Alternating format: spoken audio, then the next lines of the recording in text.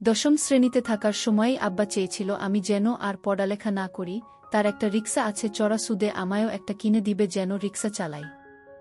আমি জাবেদ। আমাদের পারিবারিক অবস্থা এত ভালো ছিল না। আমার আব্বা রফিক শেখ রিকশা চালাতেন, আম্মা শিউলি বেগম ঘরের কাজ করতেন, আমার ছোট আরও দুটো বোন ছিল মণি আর মালা। প্রায় রাতেই আব্বা লাল পানি খেয়ে এসে মাতলামি করত, আমাকে সামনে দেখলে পিটাইত আর আমার বই খাতা ছুঁড়ে ফেলে দিত। আম্মা কখনো আমারে সাপোর্ট করেনি, বরং আব্বার মতো টাকা কামাইতে বলতো। এসব সহজের বাহিরে চলে যাওয়ার পর আমি আমার এক শিক্ষকের বাড়িতে জাগির হিসেবে চলে যাই এবং সেখান থেকেই মেট্রিকটা পাশ করি। তারপর আর এলাকাতে থাকিনি, ঢাকা একটা গার্মেন্টসে চাকরি নিই।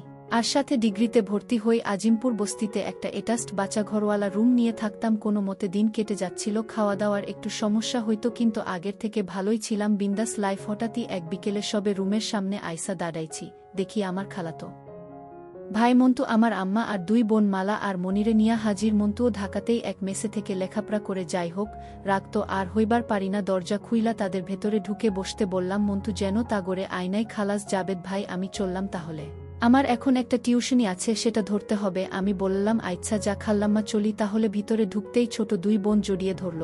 আমারও তাদের দেখা মনটা কেঁদে উঠল। আমার বোনগুলা আমারে সত্যিই অনেক ভালোবাসে। বাড়িতে থাকতেও যখন আব্বার মায়ের খাইয়া কাঁদতাম, বোনগুলা আমার চোখের পানি মুছে দিত। মা বলল, জাবেদ তুই এত পাষাণ কেমনে হইলি রে? আমগো কোনো খোঁজখবরও রাখলি না? আমি বললাম তোমরা তো সুখেই ছিলা, কি আর খোঁজ রাখমু? আমার খোঁজ কেমনে পাইলা? আর এইখানেই কি মনে কইরা আইছো সেইটা কু? মা বলল, তোর বাপরে তো জেলে লইয়া গেছে রে বাপ, ব্যাংক লোন নিয়া চুকাইতে পারে নাই, এখন ভিটাও গেছে, আমরা এখন কই আর জামু ক? মন্তু থেইকা শুনলাম তুই ঢাকায়, তারে ধুইরা এখানে আসলাম আমি। কেন তোমার ভাইগো কাছে যাও নাই কেন? মা তোর বাপে তো তাদের কাছ থেইকাও আমার জমিন বেইচা টাকা নিছে, তারপর আরও কয়েকবার টাকা ধার নিছে, এখন কোনো মুখে যাইক বাপ? সব শুনে আমি মাকে সান্ত্বনা দিলাম। মাকে সান্ত্বনা দিলেও মায়ের হঠাৎ এখানে আসাটা আমায় চাপে ফেলে দিল। বিন্দাস লাইফের 12টা বেজে গেল। গার্মেন্টস থেকে মাসে যে টাকা পেতাম তা দিয়েও এক পরিবার চালানো কোনো ব্যাপারেই ছিল না। মা আসাতে খাওয়া দাওয়ার আর কোনো সমস্যা থাকলো না। সিঙ্গেল রুম হওয়াতে রাতে আমাদের সবাইকে এক খাটেই শোয়া লাগত। মা এক পাশে, মাঝে দু বোন এবং আরেক পাশে আমি। রাতে আমি ঘুমাতে পারতাম না। এক রাতে বাচ্চাঘরে যাওয়ার সময় দেখলাম মায়ের কাপড় অনেকটাই উপরে উঠে রয়েছে। আমি এগিয়ে এসে হাত দিয়ে মসৃণ পাটা একটু ছুঁয়ে দিলাম। এক কাঁপুনি অনুভব করলাম। ভালো করে দেখার জন্যে লাইটটা জ্বালিয়ে দিলাম। মার বয়স কতই বা হবে? 35 কিংবা 36, যদিও দেখে একদমই বোঝা যায় না। কথায় বলে ব্যবহারের সব জিনিসই ভালো থাকে।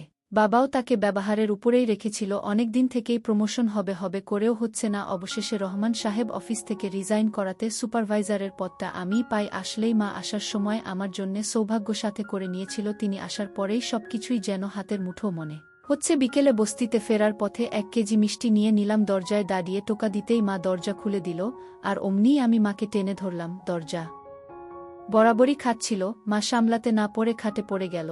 আর আমি মায়ের উপর মনের মধ্যে প্রমোশনের খুশি থাকলেও এখনকার উত্তেজনাটা অন্য রকম। হঠাৎ ছোট বোন মালা মিষ্টির বাক্সটা দেখে চিৎকার করে উঠল, আর এতেই মুহূর্তটা যেন শেষে হয়ে গেল। মা উঠে পড়ার জন্যে নড়েচড়ে উঠল, আমিও তার উপর থেকে সরে গেলাম। ছোট বোন মালা আর মনি জিজ্ঞাসা করতে লাগত, ভাইজান মিষ্টি নিয়ে আসলা যে? আমি বললাম, ভাইয়ার প্রমোশন হয়েছে রে পাগলি। মা বলল, প্রমোশন কি রে? আমি বললাম, আগের থেকে উপরে উঠে গেছি মা, এখন কষ্ট কম হবে, পয়সা বেশি পাবো। মা বলল, তা হইলে তো ভালোই হইল। আচ্ছা জাবেদ, তোর বাপরে জেল থেকে ছোটানোর ব্যবস্থা কর না। আমি বললাম, কেন? তার কথা মনে পড়তেছে নাকি? মা বলল, হ, মনে তো পড়বই, আমার স্বামী না? আমার সাথে থাকতে হইলে ভুইলা যাও, সে তোমাগরে কি দিছে? কষ্ট ছাড়া। আমি তোমাগোর সাথে থাকতে আর কাউরে লাগবো না। আর তুমি অহন আমার খাইতাছ, আমার পড়তাছ, এখন থেইকা আমারেই তোমার সব কিছু ভাববা। মা বলল, আচ্ছা। আমার মা এমনই, আগে বাবার খাইতো আর বাবা যা কইতো তাই সঠিক মনে করত, নিজের মাথা কখনো খাটায় না সে। আর এখন আমি যা কইতাছি তাই শুনতাছে। রাতে খাবার সময় ইচ্ছে করেই গা ঘেঁষে বসেছি। মা কিছুই বলেনি। খাওয়া শেষে বা হাতটা উরুর উপর রেখেই বিভিন্ন গল্প করতে লাগলাম, কি করে এই বস্তিতে উঠলাম হাবিজাবি। কিন্তু যাই বলছি মা আর দুই বোন মনোযোগ দিয়ে শুনল। এর ফাঁকে আমি হাতটা কাঁধে উঠিও মালা আর মনিকে বললাম, তোদের কাল স্কুলে ভর্তি করিয়ে দিব। ওরা তো খুশিতে হইচই করতে লাগলো। মা বাদ সাধল, কি দরকার স্কুলে যাওনের, ঘরে থাকবো, ঘরের কাম শিখব। আমি বললাম, একবার বলছি যাইব তো যাইব, এই যুগে লেখাপড়া ছাড়া চলা যায় না, বুঝলা? মা বলল, হু। আমি ধীরে ধীরে মায়ের উপর কৃতিত্ব নিতে লাগলাম, আর মায়ের অভ্যাসেই কর্তার কথা শোনা। এখন যেহেতু আমি কর্তা, তো আমি যা বলি তাই শুনবে। রাত যথেষ্ট হয়েছে, এবার শুতে হবে। আমি মাকে বললাম, মা, রাতে মণিমালা ঘুমের ঘোরে আমার গায়ে হাত পা তুলে দেয়, আমার ডিস্টার্ব হয়। এদেরকে এক পাশে দিয়ে তুমি এই পাশে শো। মা বলল, আচ্ছা ঠিক আছে বাপ। দেখলাম আমার কথাই রইল। মালা মণিকে এক পাশে দিয়ে মা আমার ডানেই শুয়েছেন। আমি ঘুমের ভান করে শুয়ে রইলাম। ঘুম তো আসছেই না। দুই বোনের খুনসুটি একসময় বন্ধ হয়ে আসলো। এদিকে আমার গরম হয়ে আছে, আমি মায়ের বিপরীত দিকে ফিরে আছি। একসময় যখন বুঝলাম সবাই ঘুমিয়েছে, তখন মায়ের দিকে ফিরলাম। মা আমার দিকে পিঠ করে শুয়েছিল। তার চুল থেকে নারিকেল তেলের ঘ্রাণ। হাত দিয়ে কাপড় উপরের দিকে তুলতে লাগলাম, মা কিন্তু একটুও নড়ল না। আমি বুঝে গেলাম মারও ইচ্ছে আছে। আমি মায়ের কানের কাছে মুখ নিয়ে বললাম, শিউলি, আজ থেকে তোমার স্বামী আমি, তোমার সব আমিই মেটাব। মা বলল, তাহলে আজ থেকে আমি তোমার বউ হলাম। গোকাজ শেষ করে আমি মাকে জিজ্ঞেস করলাম, কি গো, কেমন লাগলো তোমার নয়া স্বামীর কাজ? মা বলল, আগের স্বামী থেকে ভালোই। আমি বললাম, তার মানে বাবা তোমায় আসল মজা দিতে পারত না? মা বলল, পারত, কিন্তু তোমার সামনে কিছুই না। তার উপর লাল পানি খেয়ে অল্পতেই হাঁপিয়ে যেত। মা বলল, আচ্ছা জাবেদ, তুমি আমারে ছাইডা যাইবা না তো? আমি বললাম, কোনো সময়তেই না। এখন থেইকা তো তুমি আমার বউ। এই মা হইলে হয়তো ছাইডা যাইতাম, কিন্তু বউরে কি ছাড়ন যায় কও? তোমার মতো আরেকটা কই পামু কও? মা বলল, তুমি তোমার বাপ থেইকাও শয়তান। সকালে একটু দেরিতেই উঠলাম। মালা আর মনির হইচই এ ঘুম ভেঙে গেল। মাকে বলতে শুনলাম, তোদের ভাইজান ঘুমাচ্ছে, এমন করছিস কেন? একদম মায়ের খাবি কইলাম। মালা বলল, ভাইজান এত বেলা অবধি ঘুমালে আমাদের স্কুলে নিবে কে?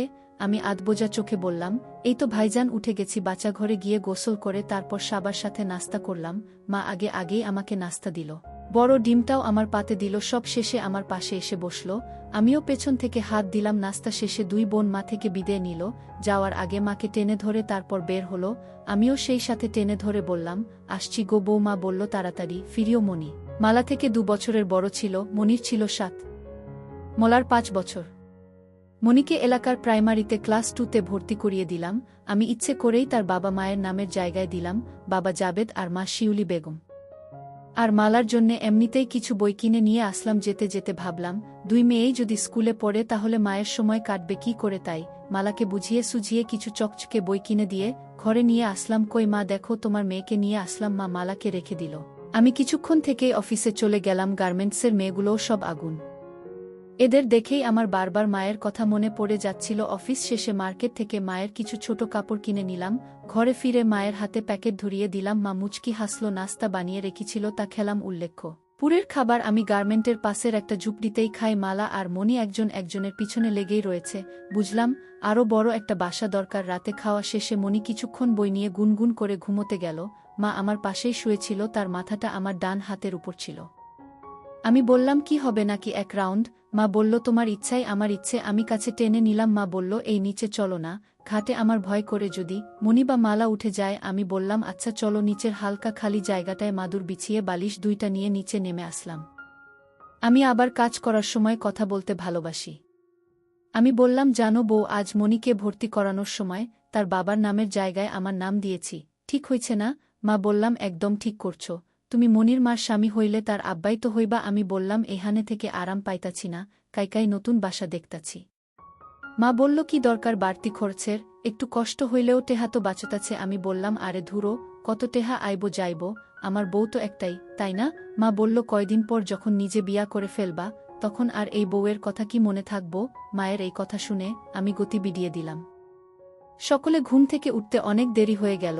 মা আমার পাশে ছিল না, অনেক আগেই উঠে গিয়েছে। মনি স্কুলে যাবে তাই জ্ঞান করছে। আমি কেন এখনো উঠছি না, তাকে স্কুলে দিয়ে আসতে হবে। মালা মাকে জিজ্ঞাসা করছে, মা, ভাইজান কেন নিচে শুইছে? মা বলল, তোর ভাইজানের গরম বেশি, এই কারণেই নিচে শুইছে, যাতে ঠান্ডা হইতে পারে। তাড়াতাড়ি গোসল সেরে নাস্তা করে নিলাম। এমনিতেই দেরি হয়ে গিয়েছে, তাই আর দেরি করলাম না। মনিকে নিয়ে বের হয়ে আসলাম। বোনকে স্কুলে পৌঁছে দিয়ে আমি অফিসের দিকে চললাম। আমার বস হেলাল সাহেব, সেই এক বাজ লোক, তার রুমের পাশ দিয়ে যাওয়ার সময় হাসিঠাট্টার আওয়াজ পেলাম। হয়তো কোনো মেয়ের সাথে রসালো আলাপ করছে। আমি আমার প্রোডাকশনের কাজ দেখতে লাগলাম। মেয়েদের কাজ বুঝিয়ে দিয়ে ডেস্কে গিয়ে বসলাম। ডেলিভারির ফাইল দেখতে দেখতেই সময় কেটে গেল। আজ একটু তাড়াতাড়ি করে অফিস থেকে বের হলাম।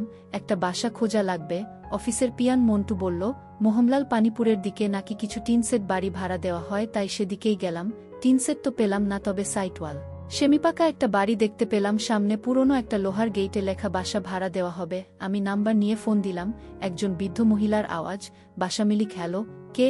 আমি আসসালামু আলাইকুম, আমি জাবেদ, উইয়ে বাসা ভাড়ার জন্যে কল দিয়েছিলাম। বাসা মালিক: ও আচ্ছা, আপনি কি বিবাহিত? আমি তো চিন্তায় পড়ে গেলাম, কিন্তু মুহূর্তেই আবার সব চিন্তা উবে গেল।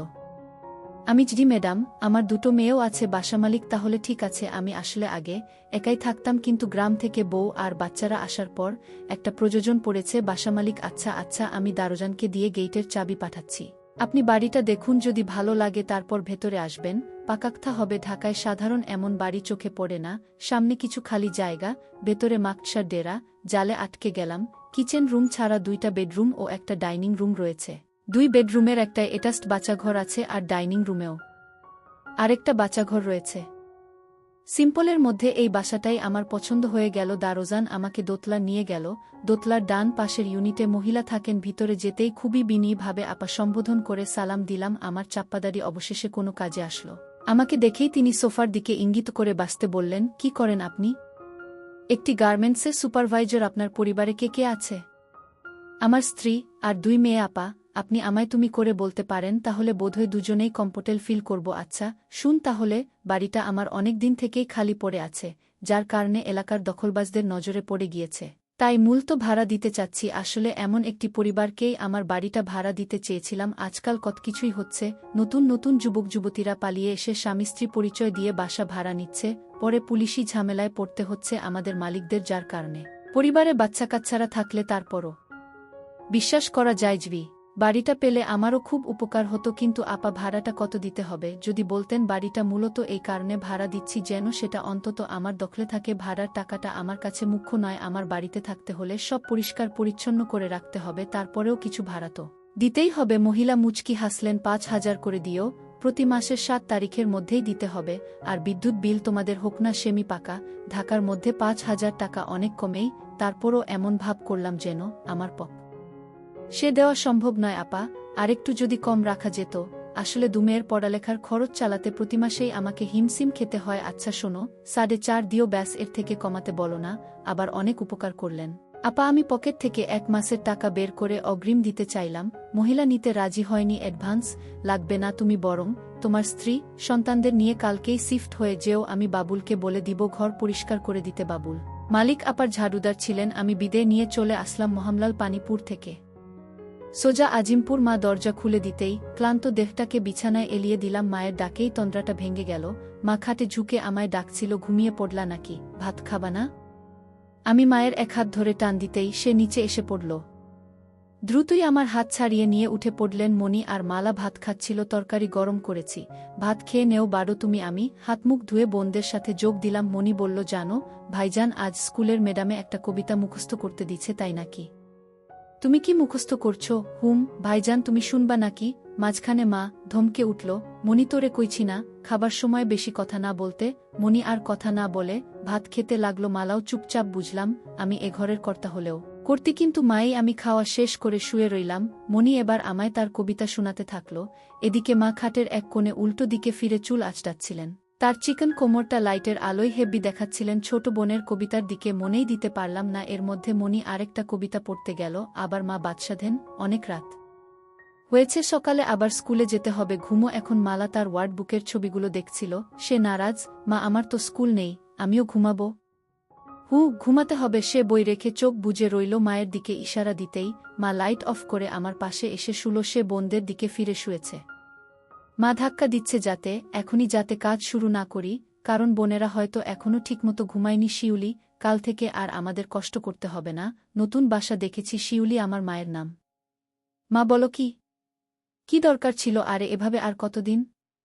মা তা ঠিক কইছ, বাচ্চাগুলা দিন দিন বড় হইতাছে। এখন নতুন বাসাতে কিন্তু তুমি আমার বউ হিসেবেই যাবা, আর মালা আর মণি আমার মেয়ে। মা মনে এইটা কেমনে সম্ভব? আমি জানি না কেমনে সম্ভব, কিন্তু তুমি সম্ভব করবা মা। আমি না হয় তোমারে স্বামীর নামলাম, কিন্তু মালা মণি কি তোমাকে তাগো বাপ ডাকবো নাকি? ডাকবো, আর তুমিই ব্যবস্থা করবা যেমনেই পারো। আজ সবার আগে আমার ঘুমাই ভাঙল। দেখলাম মা পাশে শুয়ে আছে। কি মায়াবী এক নারী, চেহারাতেই দুনিয়ার সব মায়া এবং সরলতা। মায়ের সবচেয়ে বড় গুণ হল ঘরের কর্তার উপর বিশ্বাস রাখা আগে মায়ের উপর আমার অনেক রাগ জমেছিল কেন এই মহিলা কখনো বাবার আচরণের প্রতিবাদ করল না। আজ বুঝতে পারছি কেন করেনি। যার কাছে সে রাতের আধারে বশ্যতা স্বীকার করে নিয়েছিল, যার সাথে সে প্রতিরাতে রতিক্রিয়ায় মতে উঠত, তার কথার উপরে সে কথা বলতে শিখেনি, তার কথাই সে মাথা পেতে নিয়েছিল। হোক সেটা ভুল কিংবা শুদ্ধ, লক্ষ্মীটি সকাল হয়েছে, উঠবা না? মা ধীরে ধীরে চোখ খুলতে লাগল। মা, কি ব্যাপার আইসকে, তুমি এত সকালে কেমনে উঠলা? তেমার টানে গো শিউলি। মা, হইছে সকাল সকাল আবার শুরু কইরা দিও না, সরো, আমারে উঠতে দেও। আমিও উঠে গিয়ে ফ্রেশ হলাম। মা এই ফাঁকেই মালা আর মনিকে জাগিয়ে দিল। তারাও একে একে দাঁত ব্রাশ করে ফ্রেশ হয়ে নিল। এরপর মা আবার নাস্তা বানানোর কাজে হাত দিলেন। আসলে প্রতিদিন তো সকালে ঘুমেই থাকি, অনেক কিছুই লক্ষ্য করা হয় না। নাস্তা বানানোর সময় বিন্দু বিন্দু ঘামে তাকে আরও অনেক বেশি কাছে টানে। সাহায্যের ছুতো বারবার ছুঁয়ে দিচ্ছিলাম। বোনেরা তো তাদের নিজেদের মধ্যকার খুনসুটিতেই ডুবেছিল। অবশেষে নাস্তা সারলাম। মাকে বলে রেখেছি কাপড় চোপড় আর বাসন কোসন সব যেন গোছগাছ করে রাখে। আমি এসে ফ্যান আর খাটটা খুবলো। মনিকে স্কুলে দিয়ে আমি অফিসে চলে গেলাম। অফিস থেকে আজ হাফ শিফটেই বের হয়ে আসি। আসার সময় হেলাল সাহেবকে বলি, বস আসলে যেন সামলে নেন, বের হয়েই পাশের মার্কেটে যাই। মায়ের জন্যে একটা বোরখা দেখতে থাকি। মা যেহেতু হলদে সাদা রঙের, তার জন্যে কালো রংটাই পারফেক্ট মানাবে। মারেরই একটা বোরখা নিলাম এবং একজোড়া নতুন জুতো, কিছু চুড়ি আর হালকা একটা বড় মেকআপ বক্স মালা। আর মনির জন্যেও নতুন জামা আর জুতো কিনি। মা বলেছিল তার জন্যে নিরোধক বডি কিনতে, কিন্তু আমি কিনলাম না, কারণ এক সিনিয়র ভাই বলেছিলেন বডি খেলে নাকি শরীর মুটিয়ে যায়। আমি চাই না আমার মা প্লাস বউটা মুটিয়ে যাক। সব শপিং করা শেষে ঘরে ফিরে যাই। মা অনেক খুশি হলেন, মালাও খুশিতে আত্মহারা। মা ঘরের সব কিছুই গুছিয়ে রেখেছিল। আমি স্কুল থেকে মনিকে নিয়ে আসলাম, তারপর সিলিং ফ্যান ও খাটটা খুলে রাখলাম। মিনি ট্রাক ড্রাইভার রনিকে বলে রেখেছিলাম, ফোন দিতেই চলে আসলো। সব উঠিয়ে নিলাম। বস্তিতে কেউ তেমন পরিচিত ছিল না। এখানকার মানুষকে কখন আসে কখন যায় তারই ঠিক নেই, পরিচয় হবেটা কখন। মা বোরখা পরার পর তাকে পুরোই নায়িকাদের মতো লাগতেছিল।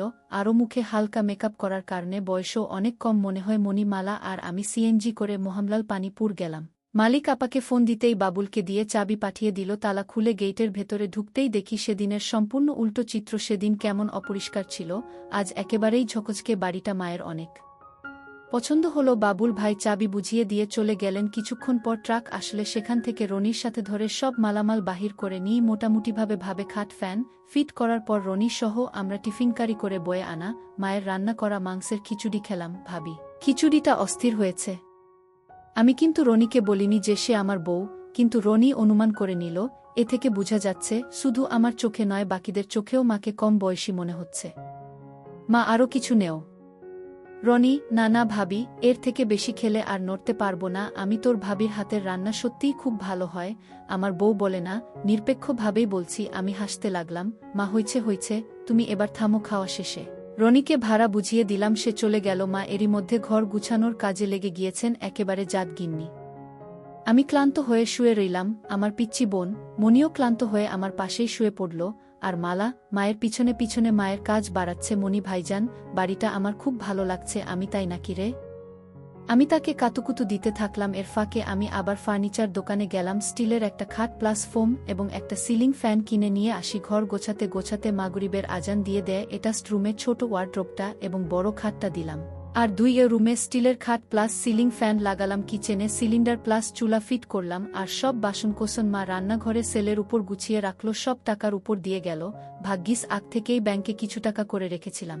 মা অবশ্য বাড়তি খরচে বিরক্ত। তার এক কথা, কেন স্টিলের খাটটা কিনলাম? তার কানে কানে বললাম, রাতে বুঝবা। মা লজ্জায় টমেটোর মতো লাল হয়ে গেল। মাস্টার বেডরুমে ঢুকে বাচ্চাঘর থেকে আমি ফ্রেশ হয়ে নিলাম। তারপর মা ফ্রেশ হওয়ার জন্যে বাচ্চাঘরে ঢুকলো। বস্তির মতো এত কোলাহল আর শোরগোল থেকে বের হয়ে ভালোই লাগছে। অবশেষে মন মতো একটা বাড়ি পাওয়া গেল, মন মতো বিছানা। মালা আর মনি পাশের রুমে ফোমের উপর লাফাচ্ছিল।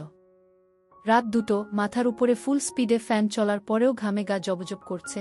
মা আর আমার দুজনেরই একই অবস্থা। কাজ করতে করতে কখন যে 3টে বেজে গেল বুঝতেই পারিনি। দীর্ঘ পরিশ্রমের কারণে ক্ষুধা লেগেছিল।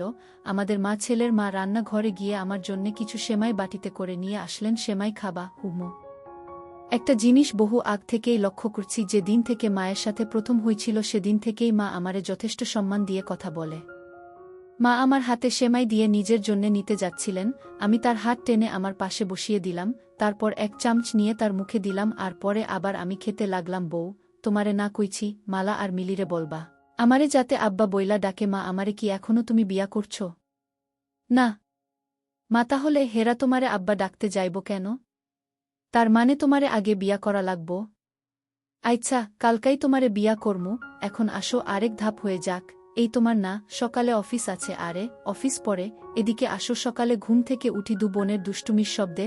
আমি উঠতেই তারা চুপ হয়ে গেল। মা দেখলাম মুচকি মুচকি হাসছে। মায়ের হাসি দেখে টং করে উঠল। অতিকষ্টে নিজেকে সামলে বাচ্চাঘরে গিয়ে গা ধুয়ে ফ্রেশ হয়ে নিলাম। মা, কই গো, তোমার নাস্তা রেডি? আমি আসছি। নাস্তা করতে এসে দেখি বোনেরা আমায় দেখে দমে গেল। আমিও কিছুই বললাম না, চুপচাপ নাস্তা করে উঠে পড়লাম। আর মনিকে বলি স্কুলের জন্য রেডি হয়ে নিতে। নতুন বাসা থেকে স্কুলটা একটু দূরে হয়ে গেছি। আজ আমি দিয়ে আসি, কাল থেকে স্কুলের ভ্যানকে বলে দিব আমি আর মনি রিকশায় করে যাচ্ছি। তো মনি বলে উঠল, ভাইজান, মা বলেছে আজ থেকে যেন তোমারে আব্বা বইলা ডাকি। তুমিই হলে আমাদের নতুন আব্বা। মা যে আমার কতটা বাধ্যতা বোনদের প্রতি, তার নির্দেশ শুনে আরও বেশি করে বুঝতে পারলাম। তোদের মা যখন বলছে অবশ্যই ডাকবি, কিন্তু এতদিন তো তোমায় ভাইজান বলে ডাকতাম। ঠিক আছে, তো বড় ভাইজান তো বাপের সমান হয়, জানিস না? মাও একই কথায় বলছে। শোনো, মা ঠিকই বলেছেন। এখন থেকে কেউ যদি তোদের বাবার নাম জিগায়, ভাইজানের নাম বলবি। মা যখন আমাকে তোদের বাপ বানাইছেন, তোদের দেখার দায়িত্ব আমার। যে কোনো সমস্যা হইলেই আমায় বলবি, ঠিক আছে? ঠিক আছে ভাইজান। আবার ভাইজান? ঠিক আছে আব্বা। ছোট বোনের মুখে আব্বা ডাক শুনে পরানটা জুড়িয়ে গেল। ছোট বোনের স্কুল চলে আসলো, তাকে টিফিনের জন্য কিছু বাড়তি টাকা দিলাম, আর একটা বিদায় আদর দিয়ে বিদায় নিলাম। আফিসে আজ বড় সাহেব এসেছেন। সবার সাথে আমারও ঘাম ছুটে গেল। যদিও গত এক মাসের প্রতিটি ডেলিভারির হিসেব আমার কারাই ছিল, কিন্তু হেলাল সাহেব অফিসে মেয়ে নিয়ে ব্যস্ত থাকায় তার হিসেবে গোলমাল দেখা দিল। বড় সাহেবের আমার মুখের তেমন একটা লাগাম নেই। চাকুরেদের যা তা বলে গালি দেওয়ার কাজে তিনি এক্সপার্ট। সবার মা বোন এক করলেও আমি বেঁচে গেলাম। তারপরও সারাদিন এক মুহূর্ত ফুরসত মিলেনি আমার সুন্দরী মাকে নিয়ে ভাবার। বেটা সারাটা দিন আমাকে আগামী মাসের অর্ডারগুলোর হিসেবে ব্যস্ত করে রাখল। বৃহস্পতিবারেও ফুল টাইম অফিস করে। যখন বাসায় আসলাম ভীষণ ক্লান্ত লাগছিল। ঘরে ঢুকেই হাতমুখ ধুয়ে চেয়ারে বসে পড়লাম। মাকে ঠিক কি বলে ডাকব বুঝতে পারছিলাম না। মা যেহেতু বোনদের বলেছে আমাকে বাবা বলে ডাকতে, তাই তাদের সামনে তো আর মাকে মা বলে ডাকা যায় না। এখন থেকে আমাকে তাদের বাবার মতো আচরণ করতে হবে, এবং মায়ের সাথে তাদের বাবা মানে আমার বাবার মতোই থাকতে হবে। তবেই তো ছোট বোনগুলো আমাকে বাবা বলেই মেনে নিবে। আর মা তার স্বামী হিসেবে আমার বাবা মাকে জাবেদের মা বলে ডাকত। বাবা কি তখন আর জানত যে একসময় এই জাবেদেই তার জায়গা দখল করে তার বউয়ের স্বামী হবে? মাকে মনির মা বলে ডাকতে মন্দ হয় না, দেখি কাজ হয় কিনা। মনির মা, কই গেলা? এই তো রান্না ঘরে, আমারে এক কাপ চা দিয়া যাও। এদিকে দেখলাম মালা আমার দিকে কেমন ভয়ে ভয়ে তাকাচ্ছে। আমি পকেট থেকে তার জন্যে আনা চকলেটের প্যাকেটটা বাড়িয়ে দিতেই দেখলাম তার ভয়টা দূর হয়ে গেল। এগিয়ে এসে আমার থেকে প্যাকেটটা নিল। এইতে আব্বু, তোর জন্যে এনেছি। মালা দৌড়ে গিয়ে মনির কাছে চলে গেল, আর তাকে বলতে শুনলাম, দেখেছিস আপু, নতুন আব্বা কত ভালো, আমার জন্যে চকলেট এনেছে। মনি আর মালা এবার চকলেট নিয়েই মজে গেল। আসলে এই বয়সে সেসব বাচ্চাগুলো ছোট থেকেই অনিশ্চয়তার মধ্যে বেড উঠে তাদের কাছে বাবা বা ভাই এর মানেটা কোনো মাইনেই রাখে না। একমাত্র মাইনে রাখে এদের মা। এদের মা যদি কাউকে দেখিয়ে বলে এই তোর বাবা, তাহলে সেই ব্যক্তিকেই তারা বাবা মেনে নেই। মা চা নিয়ে আসলো। মায়ের কপালে আর নাকের ডগায় বিন্দু বিন্দু ঘাম জমেছিল, তাতে তার সৌন্দর্য যেন আরও বহুগুণে বেড়ে গিয়েছে। মা চা দিয়ে তাড়াহুড়ো করে চলে যেতে চাইল, কিন্তু আমি হাতটা ধরে দাঁড় করিয়ে দিলাম। এই এখন না, ঘুমাবার সময় চুলায় তরকারি দিয়ে আসছি, পুড়ে যাবে তো। আর এইদিকে যে আমার পুড়তাছে, তার কি হইব? তোমার কি পুড়তাছে? আমি চেয়ারে বসা ছিলাম, মাকে টেনে বসিয়ে নিচ থেকে শক্ত হওয়া বুঝিয়ে দিলাম। মনি আব্বা আব্বা বলে ডাকতে ডাকতে বাড়ি মাথায় তুলেছে। মা গিয়ে বকা দিল, এত জোরে চিৎকার দিচ্ছিস কেন রে? আমিও সেদিকে গেলাম। কি হয়েছে রে মা? আব্বা, শনিবারে স্কুলে সবার বাবা মা যাইব, তোমাদেরও যাইতে হইব। সে একটা আমন্ত্রণপত্র ব্যাগ হতে বের করে আমার হাতে দিল। দেখলাম প্যারেন্টস মিটিংয়ের কার্ড, এবং একান্ত উপস্থিতি নাকি আবশ্যক। আচ্ছা যাব, আমি আর তোর আম্মা দুজনেই যাব। চিন্তা করিস না। এদিকে খিদায় পেটটা চোচো করছে। কই তোমার হলো? হইছে। তোমরা সবাই খাইতে আসো। মা সবার আগে আমার জন্যেই প্লেট সাজিয়ে দিল। মুরগি এনেছিলাম, তাই রান্না করেছে। মায়ের রান্নার আসলেই কোনো জবাব নেই। খাওয়ার পর বোনগুলোকে নিও কিছুক্ষণ দুষ্টুমি করলাম। একসময় মায়ের বাঁকা খেয়ে দুজনেই শুয়ে পড়ল। আমি আজ সেকেন্ড বেডরুমে শুলাম। মা আর দুবোন অন্য বেডরুমে। কেন যেন ঘুম আসছিল না, মন চাইছিল পাশে পেতে আমি জানি মা আসবেই। কিছুক্ষণ পর মা এই রুমে চলে আসলো এবং আমার পাশে শুয়ে পড়ল। মা, আইছো জাবেদ, আমি সারা জীবন তোমার হইজা থাকতে চাই। আমিও তোমারে সারা জীবন আমার কইরা রাখমু। শিউলি কয়েক বছর আগেও কল্পনা করতে পারিনি যে আমি কোনো একদিন আমার সুন্দরী মায়ের পুরুষ হব, কিন্তু আজ সময়ের খেলায় আমার মা আমার বউ।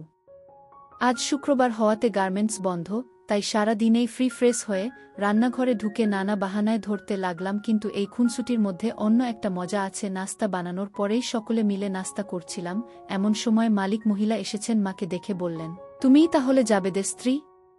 মা লজ্জা ভরা মুখে বলল, জি, আমি উনার বউ। তোমাদের বাচ্চাগুলো অনেক কিউট। কি নাম তোমার মা? আমার নাম মালা।